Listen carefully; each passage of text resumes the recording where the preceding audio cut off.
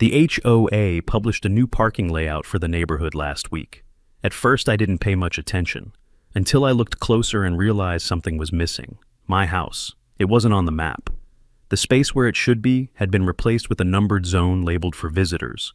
Within 2 days, I got a citation for parking on unauthorized property. That property was my own driveway.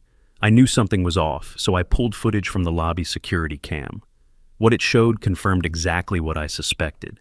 And if you've ever caught something like that yourself, I'd really like to hear about it in the comments.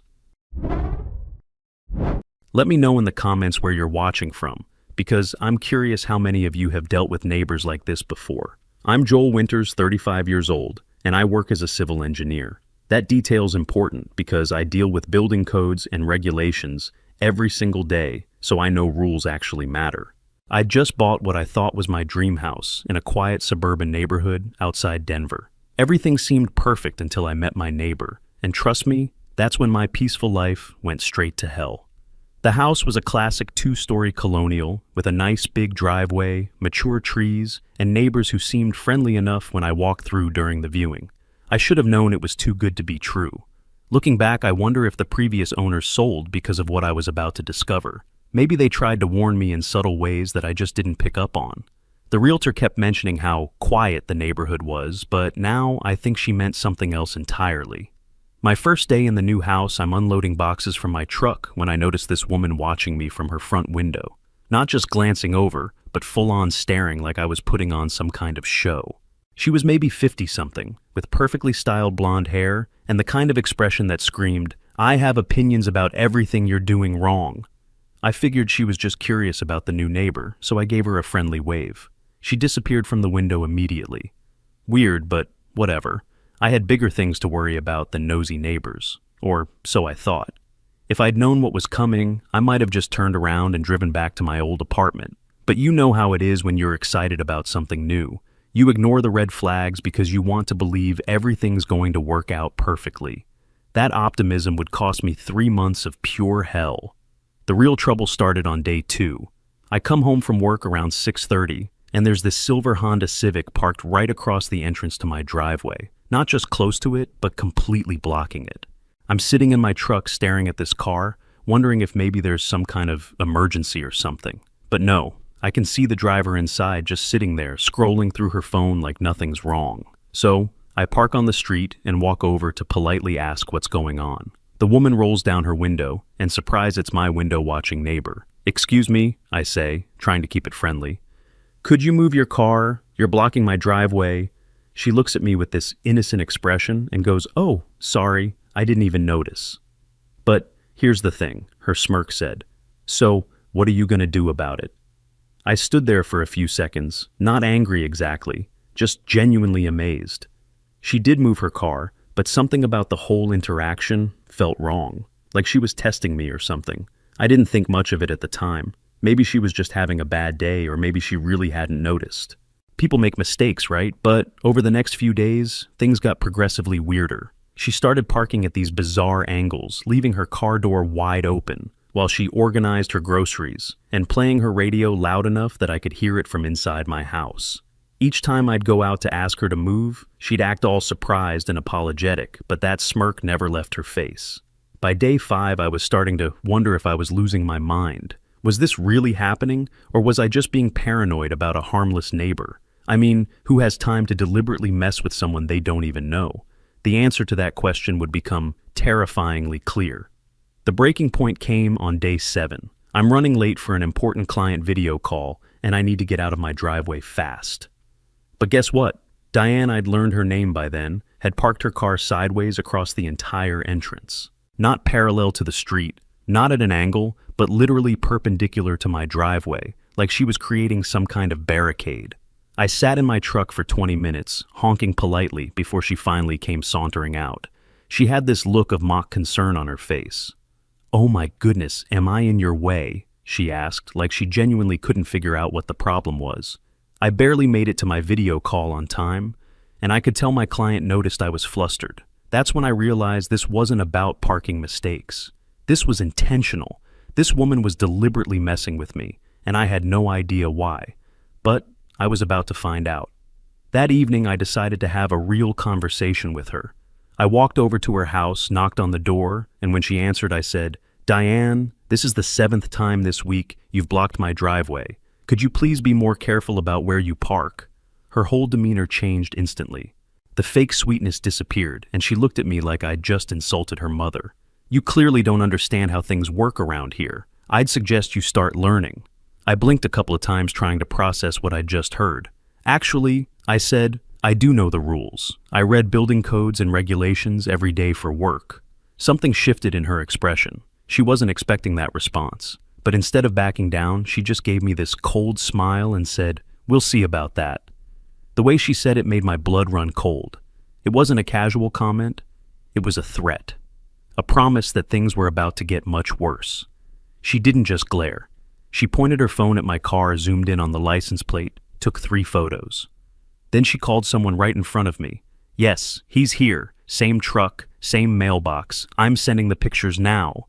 I stood there completely stunned. She was documenting me like I was some kind of criminal. The audacity was breathtaking. But what came next was even worse. That night, I'm checking my email when I see something that makes my blood absolutely boil. Diane had accidentally sent me an email that was clearly meant for someone else. Martin Pike, according to the header, who I'd later learn, was the HOA president. The message read, "This new resident is absolutely crazy, always demanding ridiculous things from us. These amateur troublemakers have no idea who they're dealing with or how things work around here." I read it 3 times, my hands literally shaking with rage. So, that's how she saw me, and probably every other resident who dared to question her. We were just amateur troublemakers who didn't matter. I printed that email and stared at it for a long time, wondering if I should pretend I never saw it, or if this was exactly the ammunition I'd been waiting for. As she walked back to her car, I noticed her glance at the small camera above my porch light. The next morning, I got the first official violation. It wasn't about the lawn, it was about the camera, the one she had looked at. Being an engineer means I approach problems systematically, so if Diane wanted to play games with rules and regulations, she'd picked the wrong guy. I decided to treat this like any other project. Gather data, analyze the situation, and find the most effective solution. But first, I needed intelligence. I wasn't going to make the mistake of fighting blind when she clearly had home field advantage. The next morning, I started having coffee with Mr. Peterson, my neighbor on the other side. He was this friendly 70-year-old retired guy who'd lived in the area for 20 years and seemed to know everyone's business. I figured if anyone could give me the real story about Diane, it would be him. Plus, he seemed like the type who would actually tell you the truth instead of dancing around it. Peterson turned out to be a goldmine of neighborhood intel, and what he told me was honestly terrifying. 3 families have moved away because of her in the past 2 years, he said, shaking his head sadly. She has her methods. I nearly choked on my coffee. Wait, 3 whole families had to move because of her. So what does that make me, victim number 4? Peterson nodded grimly. She targets the new people first, tests them to see how much they'll take. Most folks just give up and leave rather than deal with the headache. That hit me like a truck. I wasn't her first victim. I was just the latest in a long line, and apparently her track record was pretty damn impressive. I couldn't decide if I should be impressed by her efficiency or horrified by her success rate. The fact that 3 entire families had packed up and left because of one person was beyond anything I'd ever heard of. By the end of the first week, Diane had blocked my driveway 3 times. The 3rd time, she left her SUV running, with the hazard lights blinking, and just walked away. It took 8 minutes before a garbage truck gave up honking and backed out of the lane. I stood there holding a bag of trash I couldn't throw away. I started treating this like a construction project that needed proper documentation. First, I installed a security camera on my property, carefully positioned to only show my driveway and the street directly in front of it. Completely legal and well within my rights. Then I downloaded every single page of the HOA bylaws and studied them like they were building blueprints. I'm talking spreadsheets, highlighted sections, cross-references, the whole 9 yards. If Diane wanted to weaponize bureaucracy against me, I was going to become a bureaucratic expert myself. I also started documenting every single parking violation with photos, timestamps, and detailed notes. My engineering brain was in full problem-solving mode, And honestly, it felt good to have a systematic approach to what had been driving me crazy. For the first time since this whole mess started, I felt like I had some control over the situation. Then I found something interesting buried in Section 7.3 of the HOA bylaws. No vehicle may be parked in the same location for more than 24 consecutive hours without proper resident parking signage. I went back through all my documentation, and sure enough, Diane had violated this rule 12 times in 2 weeks. According to the penalty schedule, each violation carried a $500 fine. My engineer brain did the math immediately. 12 violations times $500 equals $6,000 in potential fines. I sat back in my chair staring at those numbers. If the HOA actually enforced their own rules, Diane would owe more than my monthly mortgage payment. But something told me it wasn't going to be that simple. Organizations that let one person terrorize 3 families into moving probably aren't big on consistent rule enforcement. Meanwhile, Diane was getting more creative with her parking torture. She started parking at these angles that technically didn't completely block my driveway, but made it nearly impossible for me to back out safely without risking damage to both our cars. And here's the really sick part. Whenever I needed to leave, she'd mysteriously appear outside watering her plants or checking her mailbox, forcing me to wait while she took her sweet time moving. It was like she had radar or something. I started to wonder if she was actually watching for me to come outside. The thought gave me chills. What kind of person has that much time to dedicate to making someone else miserable? Did she not have a job? A life? Hobbies that didn't involve ruining her neighbor's days? That night, I checked the HOA's public complaint board. Each entry was anonymous, but one of them had a file attached. When I downloaded it, I saw it still had its metadata, created by Diance's office, Mapleton HOA, net. She hadn't even bothered to scrub her name off the file. Peterson dropped another bombshell during one of our coffee talks that really opened my eyes to the bigger picture. She pulled the exact same routine with the family on Oak Street, he said. Started with parking issues, then moved to noise complaints, then HOA violations for every tiny thing she could find. They ended up selling their house at a loss, just to escape the harassment. I stared at him, feeling this cold realization wash over me. She's not just being inconsiderate, I said. She's running a playbook. Peterson nodded grimly. Diane doesn't do anything by accident. Every move is calculated to push people past their breaking point. I thought about that email she'd accidentally sent me, calling me an amateur troublemaker. Now I understood. I wasn't dealing with a difficult neighbor. I was dealing with someone who had turned neighbor harassment into an art form. I felt my jaw clench without realizing. It wasn't just pettiness anymore. This was tactical. The more I learned, the more I realized how sophisticated her operation was. She knew exactly which buttons to push, which rules to exploit, and how to make life miserable without technically doing anything illegal. It was psychological warfare disguised as community involvement. Peterson told me she'd been perfecting these techniques for years, ever since she joined the HOA board. She calls it maintaining community standards, he said with air quotes. But really, she just likes having power over people. And she's good at it because she's patient. She'll spend months slowly ramping up the pressure until you break. The thought of being someone's long-term project for destruction was absolutely terrifying. I spent the next week building what I called my case file. 12 clear 24-hour rule violations, all documented with photos and timestamps. Pictures of her dangerous parking angles that created safety hazards. A detailed timeline showing the deliberate patterns in her behavior. Research on HOA enforcement procedures and precedents for similar violations in our community. I even found records of previous complaints and how they'd been handled. By the time I was done, I had enough evidence to bury her, assuming the HOA actually cared about enforcing their own rules. But Peterson's stories about the other families made me wonder if the system was even capable of protecting residents from someone like Diane. That Friday night, I laid out all my evidence on my dining room table like I was preparing for a court case. Photos, documents, timelines, everything organized and cross-referenced with the precision that only comes from years of engineering work. I had documentation that would make a federal prosecutor jealous. But as I sat there looking at it all, one thought kept nagging at me. If 3 families couldn't beat her system if they all gave up and moved away rather than fight, what made me think I could succeed where they'd failed? Was I being naive, or was I just too stubborn to know when I was beaten? I printed the email, highlighted her name. That was the first piece of proof. I didn't know it yet, but the next piece would arrive the following morning, shoved under my front door in a plastic sleeve. I cleared the kitchen table and laid out every page of the HOA charter. I wasn't looking for answers. I was looking for weaknesses. My old job taught me how to read contracts sideways. And on page 11, buried between landscaping rules and mailbox heights, I found that any amendment to the enforcement process could be passed by 2/3 of board members without public notice. I spent an entire weekend crafting what I thought was the perfect HOA complaint. 12 pages of documentation photos with timestamps, references to specific bylaw violations, and a clear timeline of events. It was thorough enough to be used in court, and I was honestly proud of how professional it looked.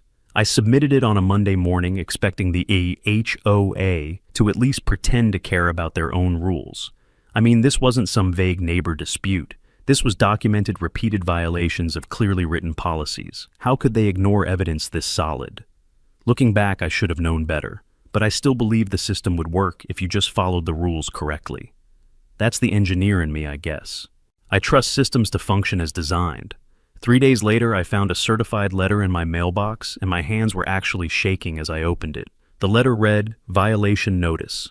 $1,000 fine for installing unauthorized surveillance equipment facing public property without an HOA architectural approval. Complaint filed by D. Rowley board member." I read it 3 times before it really sank in. She had turned my own complaint against me. I was being fined $1,000 for documenting her violations. The rage I felt was unlike anything I'd ever experienced.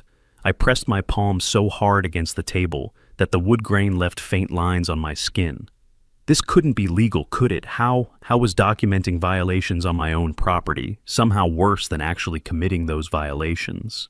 The whole thing felt like I was living in some kind of alternate reality where up was down and wrong was right. The response I got from Martin Pike, the HOA president, was the most useless email in human history. "Dear Mr. Carter, thank you for your concerns regarding parking issues. We encourage all residents to work together to resolve neighbor disputes amicably. We will review your submission and respond accordingly. Best regards, Martin Pike, HOA president." I stared at that email, thinking they're not going to help me. Worse than that, they're actively protecting her. This wasn't incompetence or bureaucratic slowness. This was deliberate. Diane wasn't just a board member. She had these people completely under her control, and Martin Pike was either too scared or too compromised to stand up to her. I wasn't just fighting one neighbor anymore. I was fighting the entire system. A week later, I'm working from home when there's a knock at my door. 2 police officers are standing there looking serious but not hostile. "We got a complaint about improperly placed trash receptacles creating a traffic hazard," one of them said. I actually laughed out loud. I couldn't help myself. "Are you serious right now?" I asked. They were serious. I spent 30 minutes walking these officers around my property, measuring the exact distance from my trash cans to the curb. 2.1 feet, perfectly legal according to city regulations. I explained the whole situation with Diane, and they were professional about it, but I could tell they thought the complaint was ridiculous. As they were leaving, one of them said, "Someone's really got it out for you, buddy. This complaint was completely bogus." That's when I realized Diane wasn't just using HOA rules against me. She was calling in fake complaints to actual city services. The next day brought another certified letter. This time it was a noise complaint alleging that I was operating unauthorized mechanical equipment during restricted hours. The mechanical equipment turned out to be my coffee grinder, which I used for exactly 30 seconds every morning at 7:15. According to the complaint, this constituted a pattern of disruptive behavior that violated community quiet hours. I couldn't believe what I was reading. She was actually trying to get me in trouble for making coffee in my own house. The creativity was almost impressive if it wasn't so completely insane. How do you even respond to something like that? What's next? A complaint about my alarm clock being too loud.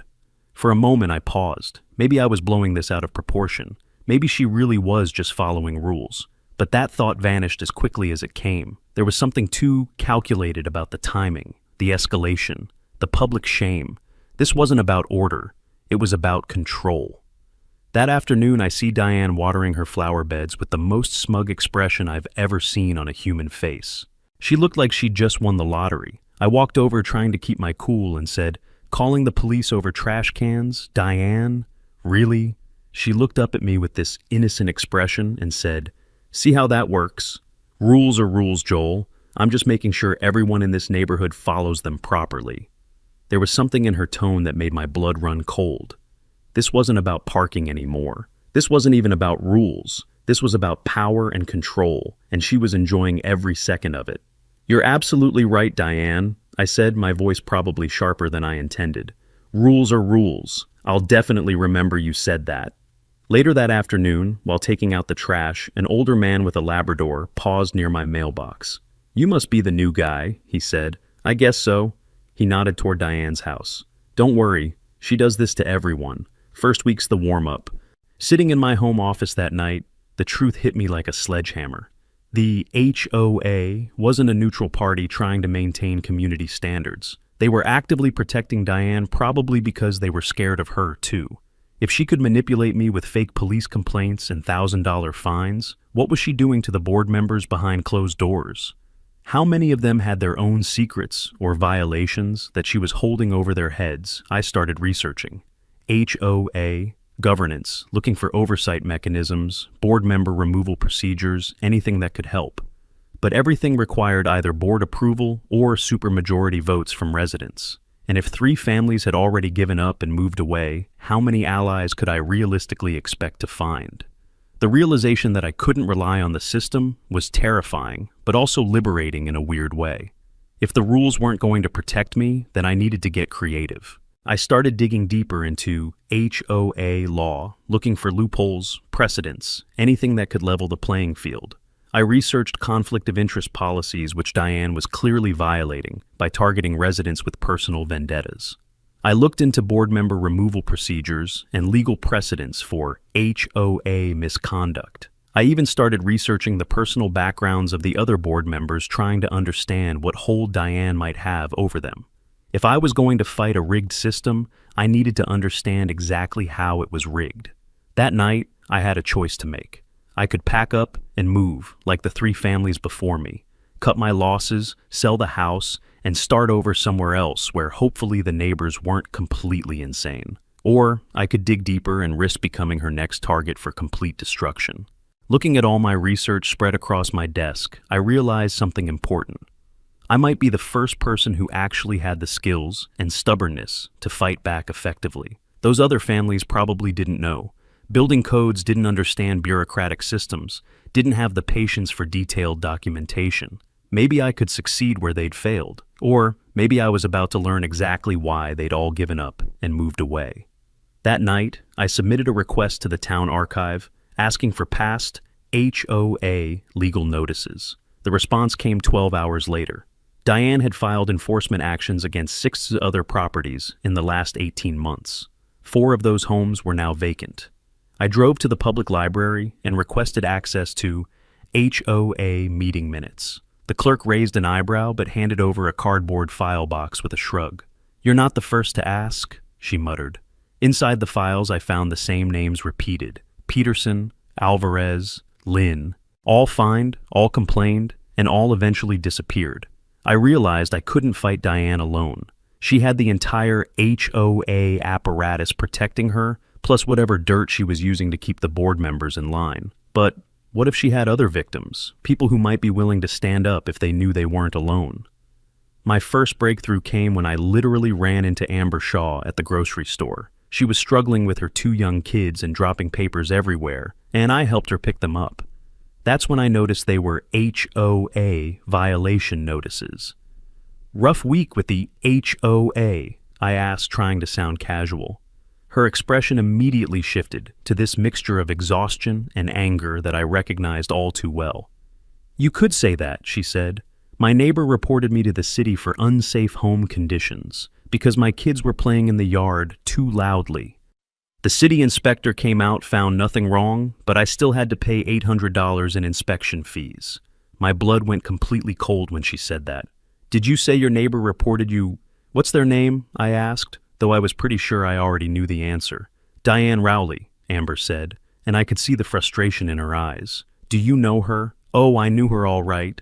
I explained my situation, and Amber's expression went from tired resignation to something like hope mixed with anger. We stood there in the grocery store aisle, two complete strangers bonding over our shared enemy, and I could tell we were both thinking the same thing. Maybe we weren't as powerless as we'd thought. Amber was a school teacher, smart and articulate, and she'd been documenting Diane's harassment just like I had. Between the two of us, we had enough evidence to fill a filing cabinet. It felt good to know I wasn't going crazy, that someone else was experiencing the same insane behavior. Through Peterson and Amber, I started mapping out what I can only describe as Diane's reign of terror across our entire neighborhood. There was this family on Maple Street who had been forced to repaint their entire house because Diane complained about non-conforming colors that were clearly listed as acceptable in the HOA guidelines, by the way. There was this elderly neighbor who got fined for having excessive garden decorations, which turned out to be 3 garden gnomes that had been in her yard for 5 years without complaint until Diane joined the board. The college kids renting a place on Pine Avenue were constantly harassed for vehicle violations until they finally moved out in the middle of their lease rather than deal with the stress. When I realized 3 of the listed violations were for excessive wind chimes, I felt something heavy settle in my chest. This wasn't about aesthetics. It was about pressure, slow, steady pressure. You know, I'd heard horror stories about HOA nightmares on places like QA stories before, but actually living through one was like being trapped in some kind of bureaucratic horror movie. Peterson dropped another bombshell that really opened my eyes to how deep this went. "Martin Pike used to stand up to her when she first joined the board," he said. "But she's got dirt on everyone now. Financial irregularities, questionable contract approvals, personal information she's somehow collected. He's too scared to cross her anymore." That explained the useless email response I'd gotten from Martin. He wasn't incompetent. He was being blackmailed or threatened just like everyone else. Diane had essentially taken over the HOA through a combination of systematic harassment and information warfare. She was like a neighborhood dictator who'd figured out how to use bureaucracy as her weapon of choice. One document caught my eye. The footer showed a revision date of 6 months ago, yet it had no signature, no meeting notes, no record of vote, just a change, a small one. Clause C4 now had an extra line allowing fines without warnings. The woman was running a full surveillance operation on her own neighbors. I couldn't decide if I was more disturbed by the invasion of privacy or impressed by the level of organization it must have taken. I found Peterson by the community mailboxes. He glanced at my file folder and chuckled without smiling. "She catch you yet?" he asked. "She filed 5 violations. That's her starter kit," he said, and walked away. Amber and I decided to form what we called the Concerned Residents Group. Basically anyone who was willing to stand up to Diane's abuse of power. I handled the legal research and documentation since I understood regulatory systems. Amber brought credibility as a long-term resident and teacher, plus her own extensive documentation of harassment. Peterson provided institutional memory and neighborhood credibility that we couldn't get anywhere else. Our mission was simple: demand transparency in HOA operations and fair enforcement of rules for all residents. We started planning for an emergency HOA meeting to address what we called systemic issues in community governance. Specifically, selective and unequal enforcement of community rules, lack of transparency in the complaint process, and the need for board member accountability measures. I began building what I privately called the Diane Files, a comprehensive documentation of her abuse of power that included 47 frivolous complaints filed against neighbors in 18 months, evidence of selective rule enforcement based on personal grudges, financial irregularities in contracts she'd influenced, and clear documentation of harassment patterns against multiple families. As I organized all this evidence, one thought kept nagging at me: 3 residents against the entire HOA machine. I couldn't decide if we were brave freedom fighters or just setting ourselves up for the fight of our lives.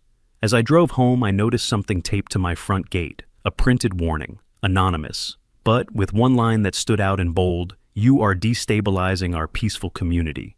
Diane stood in the middle of the HOA meeting room, surrounded by 6 folding chairs and 2 bored neighbors. But when she spoke, everyone listened. Her voice was sharp, crisp, like someone used to giving orders. "We're here to address a recurring threat to neighborhood harmony," she began, eyes locked on me. Word got back to Diane that I was talking to other residents, and her response was swift and absolutely vicious. She was going to destroy my credibility before I could organize any real opposition. I should have seen it coming, but I guess I underestimated how far she was willing to go.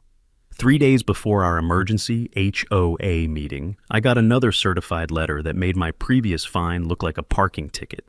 Diane had submitted evidence to the board of security camera footage showing me aggressively approaching and threatening an elderly woman. The footage was real, but completely manipulated. It showed me walking toward her driveway to politely ask about her car, but all the audio was removed, and the footage was edited to remove her responses and my clearly non-threatening tone. Out of context, it genuinely looked like I was stalking and intimidating her. The phone call from Martin Pike that Friday evening was devastating. "Joel, I'm going to be straight with you," he said, and I could hear the exhaustion in his voice. "Some board members are saying you might be unstable. There's talk about filing harassment charges against you. Maybe you should take a step back from all this HOA stuff." I hung up the phone feeling like my entire world was collapsing. Not only was the HOA ignoring Diane's violations, they were now painting me as the dangerous one. The edited video was so convincing that even I started questioning myself when I watched it. Had I been more aggressive than I remembered? Was I actually losing my grip on reality here? The doubt was eating me alive, which was exactly what she wanted. I couldn't sleep that night. I sat in my office at 2 in the morning, staring at all my carefully organized files, and evidence seriously considering just burning it all and moving away like the families before me. The doubt was consuming me. What if they were right? What if I really was becoming obsessed and unstable? Maybe Diane was just a difficult neighbor, and I was the one who had escalated everything into this nightmare. Maybe I should just pack up my life and start over somewhere else before I completely destroyed my reputation and my sanity. The thought of giving up felt like failure, but the thought of continuing this fight felt like madness. I'd never been so confused about my own judgment in my entire life. In my darkest moment, I called Peterson, my voice probably shaking more than I wanted to admit. "Mr. Peterson, maybe I should just stop all this. They're making me look like some kind of dangerous stalker. Maybe they're right. Maybe I am the problem here." Peterson's voice was calm but firm when he responded. "Joel, son, you know the truth about what's happening here. That's what matters. Don't let her win by making you doubt your own sanity. That's exactly what she wants, for you to question yourself until you give up." His words were like a lifeline. He was right. This was psychological warfare, and I was letting her get inside my head. But knowing that and actually resisting it were two completely different things. You might think your little crusade matters, but rules are rules, and I enforce them. That's the job I was elected to do. Instead of obvious harassment after that, Diane got subtle and somehow even more terrifying. She posted my photo on the community bulletin board under a section labeled "Residents of Concern," with text that read, "Please exercise appropriate caution." No direct accusations, nothing she could get in trouble for, but devastatingly effective psychological warfare. Neighbors started avoiding me. Parents pulled their kids inside when I walked by, and I could feel people staring when I checked my mail. The isolation was incredible. I'd gone from being the friendly new neighbor to being treated like some kind of community threat, all because of one manipulated video and a strategically placed photo. Amber raised her hand, shaking slightly. "Excuse me," she said. "Since when is it a violation to have lavender in your front yard?" Diane cut her off. "This is not the time for personal grievances." But Amber didn't sit down. "It's time someone asked why everything suddenly became a violation the minute Joel moved in." Even Amber started having doubts about our plan. "Joel, I have children living here," she said during one of our coffee meetings. "If she can make you look dangerous with doctored videos, what's she going to do to me if I keep supporting you?" I was losing my allies just when I needed them most. The psychological pressure was unlike anything I'd ever experienced. Every time I left my house, I felt like people were watching me, judging me, waiting for me to do something that would prove Diane right. I was about to throw in the towel completely when I remembered something my engineering professor used to say. When you encounter an obstacle that seems impossible to overcome, you don't abandon the project. You find a different approach. Instead of fighting Diane's lies with more evidence she could twist, I needed to let her reveal her true nature herself. That's when I started researching the community center's security systems and discovered something interesting. The community center has cameras in all public areas that record continuously, including areas where board members have casual conversations during community events. I took a breath and stood. "I'd like to present Exhibit A," I said, holding up a stack of printed emails. On the top page was Diane's full email address. The subject line, Enforcement Priority List. Beneath it were names, mine, Amber's, even Peterson. The room fell silent. Even the board man with the sandals leaned forward. I realized I'd been playing checkers while Diane was playing chess, but engineers don't just play games. We design systems. And I was about to design a system that would expose everything she'd been doing. Diane didn't deny it. She just smiled. "You're playing a dangerous game," she said. But I had already emailed the documents to every resident on the HOA list. After weeks of bureaucratic delays and obvious stalling tactics, our emergency HOA meeting finally happened on a Thursday evening in the community center. The room was packed. Word had gotten around about the neighborhood dispute, and people were curious to see how it would play out. I could feel the tension as soon as I walked in. Some residents were giving me sympathetic looks, but others were clearly viewing me as the troublemaker Diane had painted me to be. Amber was there with a folder of her own documentation Peterson had brought several of the other longtime residents, and the entire HOA board was seated at the front table, looking like they'd rather be anywhere else in the world. The energy in the room was electric, like everyone knew something big was about to happen. I approached my presentation like any professional engineering report, systematic, factual, and completely unemotional. I presented 12 documented parking violations with timestamps and photos, evidence of selective rule enforcement affecting multiple families, testimonies from Amber and Peterson about harassment patterns, and a clear timeline showing escalation of frivolous complaints against anyone who questioned Diane's methods. I kept my voice steady and professional, sticking to facts and documentation rather than emotional appeals. For 20 minutes, I laid out a case that should have been impossible to ignore. When I finished, the room was quiet, and I thought maybe, just maybe, the evidence would speak for itself.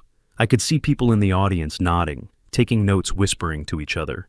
It felt like I was finally getting through. Then Diane stood up with her laptop, and I knew I was about to get hit with something bad. "Before we waste any more time on these baseless accusations," she said with that fake concerned tone I'd grown to hate, "I think everyone should see who we're really dealing with here." She played her edited video footage, and I watched the room's mood shift as the manipulated footage made me look like I was threatening an elderly woman. People started whispering, board members were nodding, and I could feel the entire meeting turning against me. After everything I'd documented, all the evidence I'd presented, she was still going to win with a carefully edited lie. The frustration was overwhelming. How do you fight someone who's willing to completely fabricate evidence? I felt a dry heat in my throat, like the panic didn't know whether to rise or sink. But I'd been preparing for this moment. I stood up, my heart pounding, but my voice calm, and said, "That's interesting, Diane. Before we make any decisions based on edited security footage, I think everyone should hear something else." I plugged my phone into the community center's sound system and played an audio recording from the previous month's board meeting. Diane's voice filled the room, crystal clear. "The landscaping contract, just to prove my brother-in-law's company. Sure, it's $15,000 over the lowest bid, but these residents never read the financial reports anyway." Then Martin's voice, "What about the Joel situation?" And Diane's response, "I'm handling it. One more incident and we can ban him from all community facilities. Maybe even force a sale if we make his life miserable enough." The room went dead silent. You could have heard a pin drop. The transformation was immediate and absolute. People who had been looking at me with suspicion were now staring at Diane with disgust and disbelief.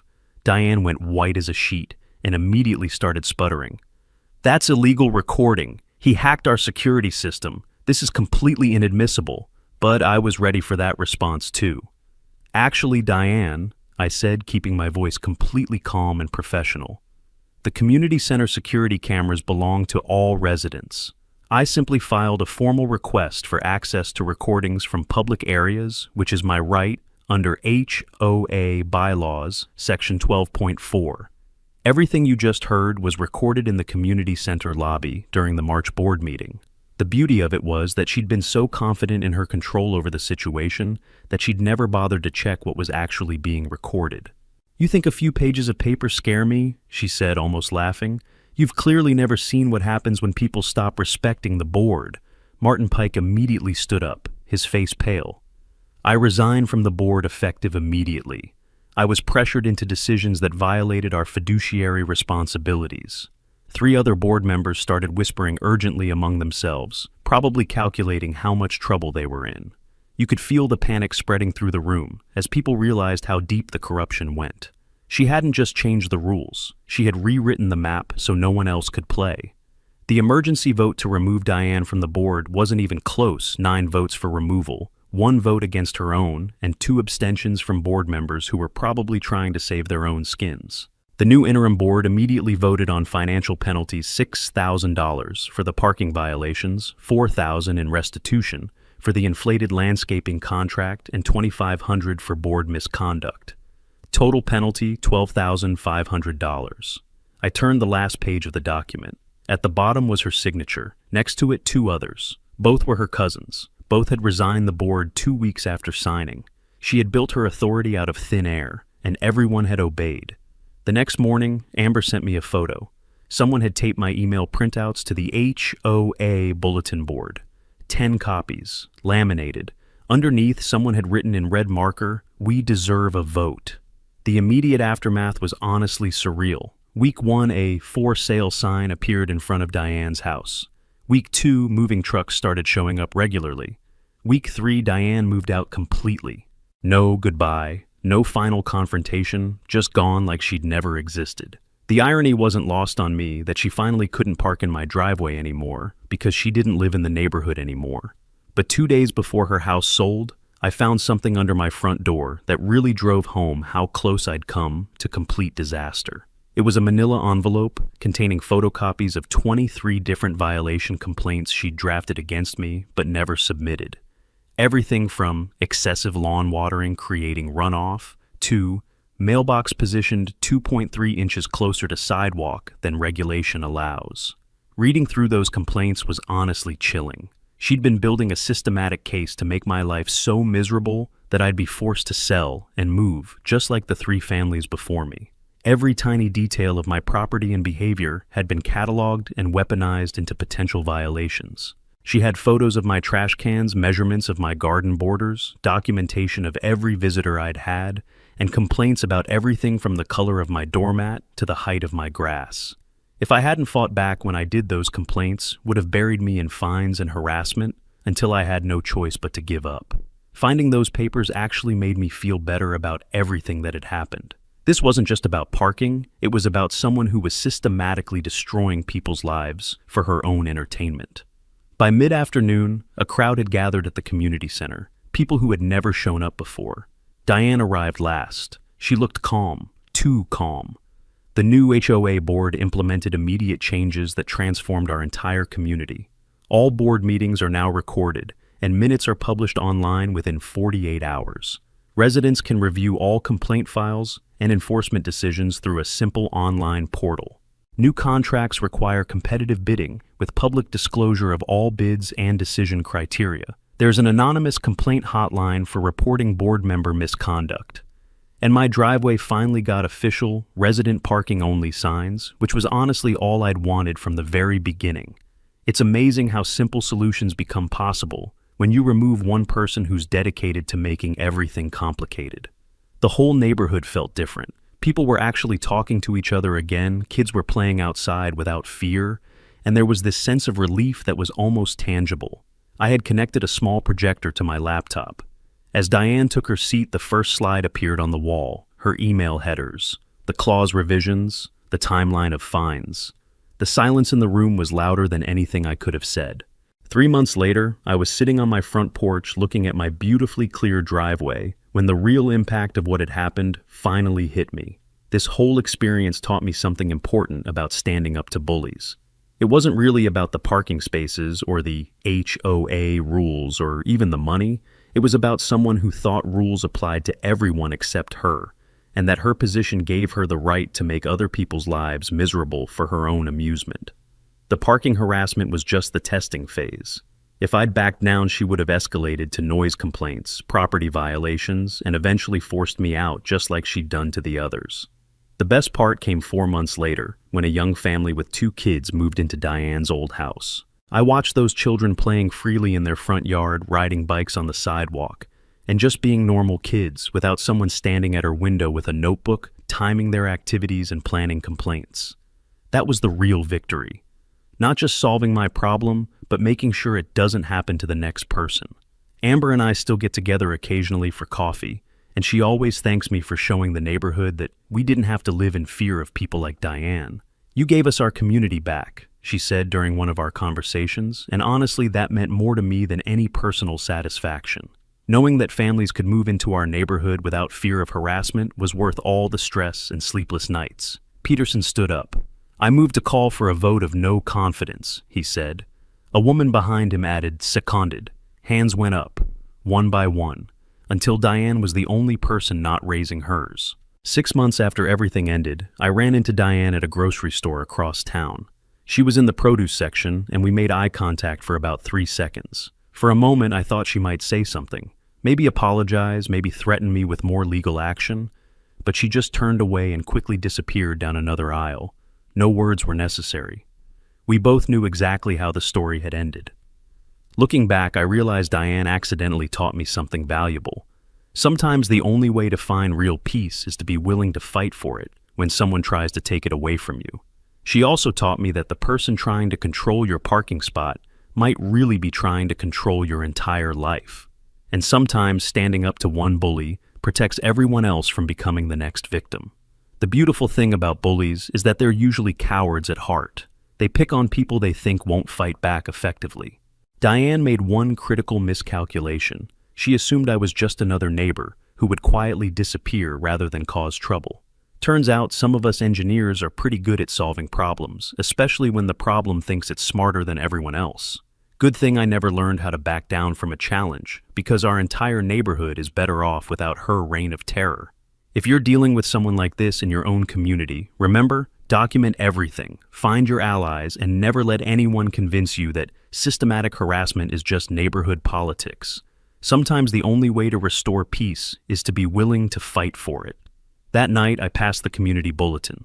Someone had taped a new sheet over Diane's list of rules. It was blank.